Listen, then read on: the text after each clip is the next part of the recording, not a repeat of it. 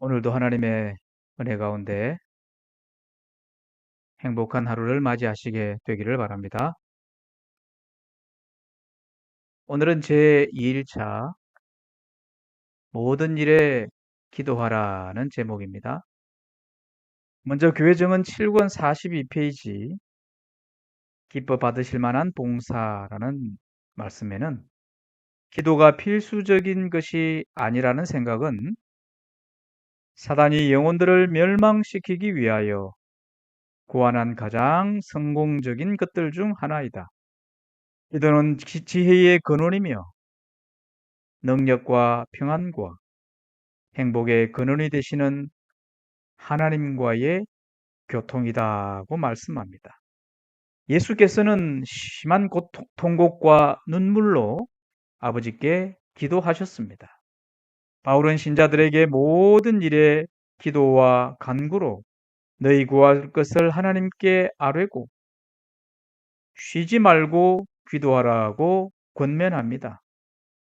우리 그리스도인은 기도와 간구에 부요한 풍성한 신자가 되어야 하겠습니다. 모든 일에 기도와 간구를 하라고 바울은 권면하고 있습니다. 여기에 그리스도인의 승리가 숨어 있다는 것을 말씀을 통해서 깨달을 수 있습니다. 우리는 개인과 가정과 교회에서 부흥과 개혁이 일어나야 함을 잘 압니다. 이러한 부흥을 애타게 찾고 있는데 어느 누군가가 나에게 조용히 다가와서 우리 함께 기도하는 모임을 만듭시다라고 말하는 이가 있다면 얼마나 좋을까요? 한 영혼의 구원을 위하여, 우리의 간절한 소원을 위하여 눈물과 애통의 마음으로 하나님과 교통하는 시간을 만드는 일은 그 무엇보다 중요하고 시급한 일이 아닐까요? 우리가 그리스도의 베푸시는 구원을 위하여 아무것도 안 하고 있으면 염려와 근심의 마음이 계속 있을 것이지만 기도하고 움직이고 있다면 그러한 모든 염려와 근심에서 해방되지 않을까 생각해 봅니다. 특별히 이어서 나오는 말씀 교회정은 7권 42페이지에 인지하고 열렬한 기도로서 부모들은 자녀들의 주변에 울타리를 만들어야 한다고 말씀합니다. 기도를 통하여 우리 자녀들의 주변에 울타리를 만들어야 한다고요. 우리 자신과 우리의 자녀들을 사단의 권세로부터 하나님으로부터 구원을 얻기까지 불굴의 투지로서 끊임없는 기도를 통하여 쟁취하기를 바라는 뜻을 권면의 말씀은 전하고 있습니다. 마찬가지로 하나님의 세우신 교회는 그분의 집이요, 그 속에 있는 성도들은 그분의 자녀와 같지 않겠습니까? 우리가 자녀를 위해 기도하듯이 우리의 친구요, 보호자 되신 만화의 왕 예수께서는 기도를 통해 하나님의 전을 보호하실 것입니다. 성도 한 분 한 분의 정성 어린 헌신과 노력으로 교회가 유지되고 힘을 발휘하는 것처럼 앞으로 더 큰 꿈과 미래를 향해 한 분 한 분 하나님의 도우시는 은혜 앞에 담대하게 구하는 성도가 되기를 바랍니다. 감사함으로 아뢰라. 요한복음 6장 8절과 9절의 말씀입니다. 제자 중 하나 곧 시몬 베드로의 형제 안드레가 예수께 여짜오되 여기 한 아이가 있어 보리떡 5개와 물고기 2마리를 가지고 있나이다. 그러나 그것이 이 많은 사람에게 얼마나 되겠사옵나이까? 3년 반 동안 예수님의 제자들은 그리스도를 따르면서 능치 못할 일이 없으신 주님임을 알게 되었습니다. 그렇다고 그들이 가는 곳마다 예수께서 이적을 베푸시고 제자들에게 놀라움의 기적을 나타내지는 않으셨습니다. 오늘 이날도 갈릴리 호숫가 근처 수많은 인파가 모였습니다. 남자 장정만 5,000명이요. 유아와 부녀를 합치면 좋기 10,000명은 넘었을 것이라는 것이 성경을 주석하는 이들의 공통된 특징입니다. 빌립이 대답하되 각 사람으로 조금씩 받게 할지라도 200데나리온의 떡이 부족하리이다. 여러분, 200데나리온이라고 하면 한 사람이 200일 동안 일해서 받은 품삯, 하루에 10만 원씩만 계산하더라도 2천만 원, 3천만 원도 부족하다는 말이기도 합니다. 도무지 이 제자들의 눈으로 볼 때 감사의 일이 일어날 것 같지 않습니다.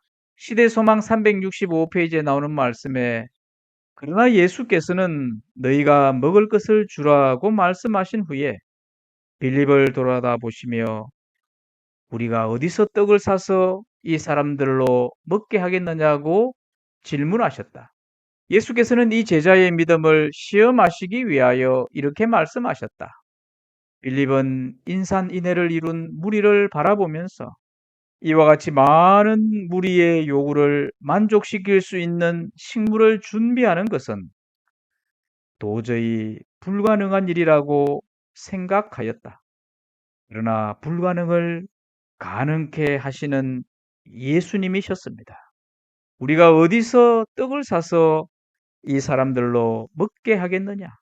우리는 여러 의미로 이 말씀을 통해 교훈을 받을 수 있겠지만 예수님은 곤궁에 처한 자들, 하늘의 기적 같은 선물이 필요되는 무리들을 향해 손을 펴고 하나님께 도움을 구하면 하나님은 공급해 주신다는 사실을 믿었습니다.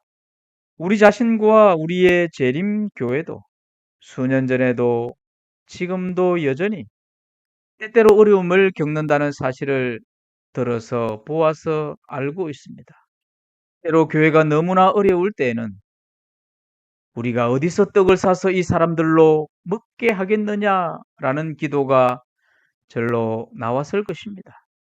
그러한 시련의 폭풍의 어려움을 이겨내고 지금도 꿋꿋한 모습으로 지역사회에 서 있는 모습은 불가능을 가능케 하신 예수님이 계셨기 때문이 아니겠습니까?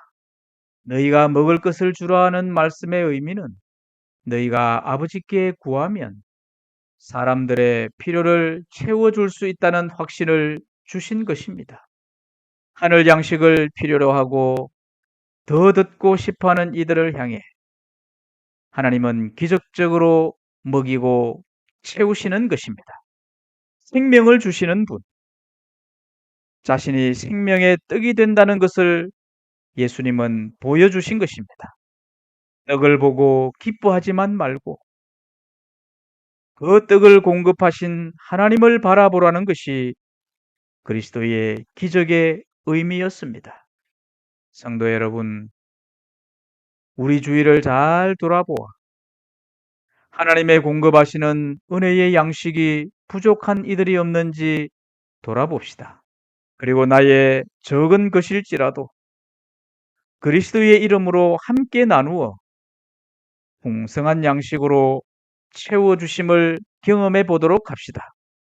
요한복음 6장 5절과 6절의 말씀에는 빌립에게 이르시되 우리가 어디서 떡을 사서 이 사람들을 먹이겠느냐 하시니 이렇게 말씀하심은 친히 어떻게 하실지를 아시고 빌립을 시험하고자 하심이라. 이 놀라운 이적을 통하여 빌립은 그리스도로 말미암아 능치 못할 일이 없음을 배웠을 것입니다. 그리스도께서는 우리가 큰 것, 많은 것을 요구하시는 분이 아니라 내게 있는 적은 것, 작은 것일지라도 하나님의 이름으로 행하라는 권면을 주신 것입니다. 스스로 나는 작은 것을 가지고만 있다고 가만히 앉아 있을 것이 아니라 적극적으로 그리스도께 하나님께 내어 맡겨보기를 바랍니다. 시대의 소망 365페이지입니다. 예수께서는 그 식물을 가지시고 하늘을 우러러 축사하시고 떼어 제자들에게 주어 무리 앞에 놓게 하시니 다 배불리 먹고 남은 떡 조각과 물고기 12바구니에 차게 거두었다 라고 말씀합니다. 사람으로서는 불가능한 일로 보일지라도 우리 예수님께는 불가능의 일은 없습니다. 오늘 말씀을 청취하는 우리 모든 기도의 성도 여러분, 저와 우리들의 생애에 감사의 부활을 캐내기 원한다면 기도하는 일을 잊지 마시게 되기를 바랍니다. 오늘부터라도 열심을 다하고 인정한 땀이 나도록 기도하고 간구해 봅시다. 그리고 응답받는 하나님의 자녀들이 되기를 주님의 이름으로 간절히 소망합니다. 감사합니다.